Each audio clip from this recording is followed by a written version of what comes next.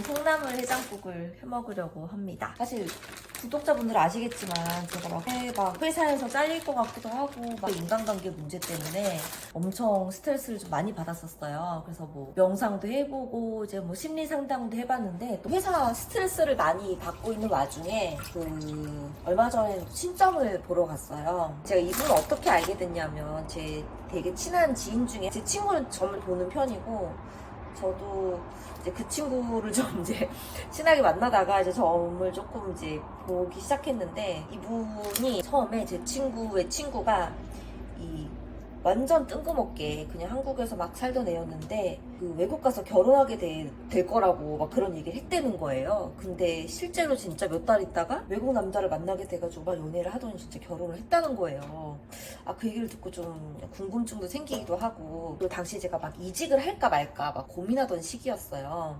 사실 원래 제가 미국에 있다가 한국에 들어오면서 더 큰 조직을 맡게 됐어요. 되게 좀 중요 조직의 팀장들을 관리하는 그런 역할로 한국에 오게 된 지 얼마 안 됐단 말이에요. 그래서 미국에 있다가 이제 한국 와서 잘 해봐야겠다 그런 생각을 가지고 이제 회사 조직에 엄청 충성하려고 막 그런 생각을 많이 가지고 있었어요. 근데 그때 이제 이분이랑 점을 보게 됐어요. 이직 원래 거의 안 하려고 생각하고 있었어요. 이직을 하려고 생각은 안 하고 있었는데 그냥 시장에서의 내 가치는 어느 정도인가 뭐 이게 좀 궁금하기도 하고 회사 스트레스 그때 좀 되게 많기도 했어요. 그래서 그때 또 이제 리크루터가 그냥 뭐 인터뷰만 한번 보시라, 약간 면접만 한번 봐봐라, 약간 이런 식으로 얘기를 해가지고 그래 그럼 부담 없이 이제 면접을 보자. 그리고 이제 1차 면접을 보고 나서 점을 보러 가게 된 거였단 말이에요. 근데 이제 점을 봐주시는 분이 여기 가는 것도 나쁘지 않을 것 같다고 이제 얘기를 해주시는 거예요. 사실은 되게 좋게 조직 안에서 승진을 해가지고 한국에 왔는데 다시 다른 회사로 금방 이직을 하는 게 사실 좀 어떻게 보면 좀 안 좋은 그런 사례일 수도 있잖아요. 좀 고민을 하긴 했는데 그 점쟁이 분이 이건 그래도 꼭 가야 되는 그런 거 아니냐 약간 이런 식으로 얘기를 좀 해주셨어요. 그래가지고 그때 당시에는 원래는 그 점을 안 봤으면 아마 제가 지금 직장에 안 다녔을 수도 있을 것 같아요. 그럼 뭐 연봉 이렇게 진짜 이렇게 감사한 연봉을 받으면서 다닐 일도 없었을 것 같은데 그래서 저는 그 뒤로부터 이제 가끔 뭔가 인생에 이제 큰 의사결정을 할 때 물론 제가 무슨 점쟁이 말을 100%다 믿는다, 다 그 사람이 하라는 대로 한다 이런 건 아닌데 그냥 가서 이렇게 조금 의견을 들어보고 하는 게 좀 마음에 도움은 되는 것 같더라고요. 의사결정을 하는데. 그리고 그 사람 시키는 대로 하든 하지 않든 마음을 좀 편안하게 먹는데 도움이 많이 됐어요. 전 진짜로 이제 한 2, 3년마다 이제 한 번씩 이 사람한테 점을 보는데 약간 점값은 이제 약간 이직을 하게 해준 수수료라고 생각해도 전혀 아깝지 않을 정도로 또 점값을 내면 이제 저만 혼자 보는 것도 아니고 이제 가족을 다 봐주니까 저 뭐 이렇게 내 돈 내산이거든요. 이렇게 뭐 이렇게 절대로 그런 건 아닌데 그냥 갑자기 얘기하다 보니 별 얘기가 다 나왔네요. 아무튼 2, 3년마다 한 번씩 그냥 뭐 좀 궁금한 거 아니면 의사결정을 좀 크게 할 일이 있을 때 물어보게 됐는데 이제 얼마 전에는 제가 또 회사의 불안함 이런 것도 되게 크고 잘릴 것 같기도 하고 중국인 부하 직원이 속도 많이 세기고 이래가지고 회사를 뭐 얼마나 오래 다닐 수 있을지 그리고 이 부하 직원 혹시 나가지는 않을지 뭐 이런 거가 좀 궁금해가지고 그 점을 이제 한번 봤어요. 회사를 이제 다니고 있는데 회사 스트레스도 너무 많고 막 조직병도 너무 자주 있고 이래서 적응하기 너무 힘들다. 부하 직원 스트레스도 좀 많다. 지 맘대로 하려고 한다. 막 이런 얘기를 다 했어요. 이분한테 한 5분, 10분 정도 얘기를 하고 나서 그리고 막 상담을 아무리 받아도 이제 마음을 편하게 먹어야지 이렇게 해도 잘 안 되던 게 5분 얘기하고 딱 고쳐졌어요. 그래서 저는 사실 이번에 쓴 그 점 복채? 제 10만 원도 전혀 아깝지 않게 느껴지거든요. 근데 이분이 뭐라고 하셨냐면 내 인생에 엄청난 큰 그런 안 좋은 기운이 들어와 있다는 거예요. 앞으로 한 5, 6년 정도. 그래서 이렇게 막는 거면 진짜 싸게 막는 거라고 고맙게 생각해야 된다고 그렇게 얘기를 하더라고요. 처음에는 무슨 어이없는 소리야. 내가 요새 지금 연봉도 엄청 오르고 지금 얼마나 잘 되고 있는데 이렇게 생각을 했는데 또 이제 얘기를 들으면서 또 마음적으로 생각해보면 사실 요새 또 마음 고생도 좀 많이 했잖아. 작년에도 뭐 남자친구도 뭐 또 있고 뭐 이제 이혼도 하고 뭐 약간 그런 것 회사 때문에 계속 스트레스 받고 이런 걸 생각해보니까 그래 뭐 그 인생에 그 이제 안 좋은 그런 그런 시기가 누구나 다 있잖아요. 그냥 그런 시기인데 되게 더 안 좋게 막을 수도 있는데 이 정도 스트레스로 막으면 진짜 괜찮은 거다라고 생각을 딱 바꿔 먹으니까 엄청 마음이 편해진 거예요. 거짓말같이 원래는 그 부하 직원이랑 미팅을 하게 되면 막 스트레스가 엄청 났거든요. 그래서 막 진짜 오늘 또 얘랑 만나네 이러면서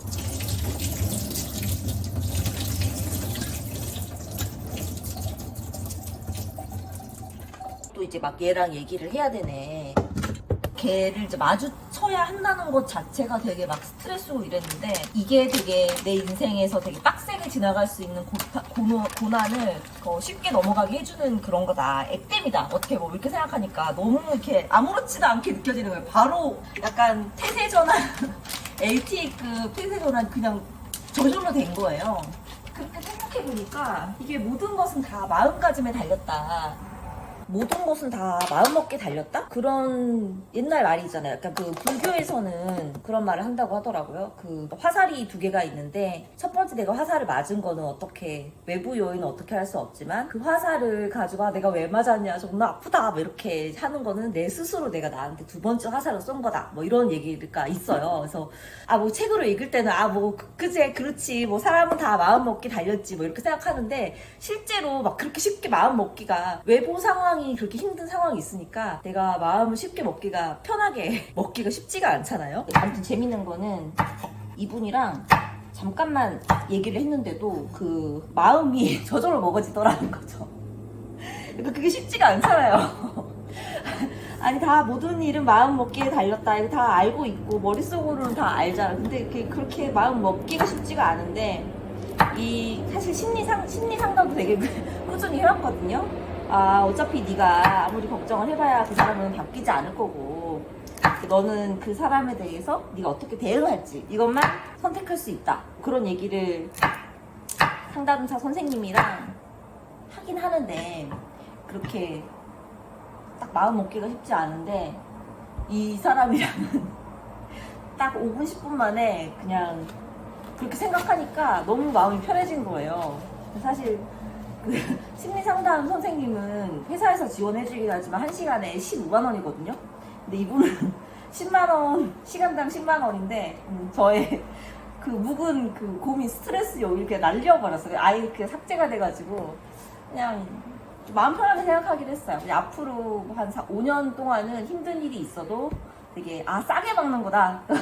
더 힘든 일이 있을 수도 있는데 이 정도는 되게 약하게 좋게 막는 거다라고 생각하니까 참 그 막 어려운 고난들도 막 그래 나 죽을 뻔했는데 살았다 이렇게 그냥 생각을 하면 되니까 또 이게 발상의 전환이 되더라고요. 사실은 퇴사 준비를 하면서 또 생각하게 되는 게 어떻게 하면 내가 행복하게 살 수 있을지 뭐 이런 생각을 많이 하게 되잖아요. 그러면서 어떻게 삶을 살아야 되나 막 이런 생각을 하면 또 막 요새 유행하는 책이 스토아 학파?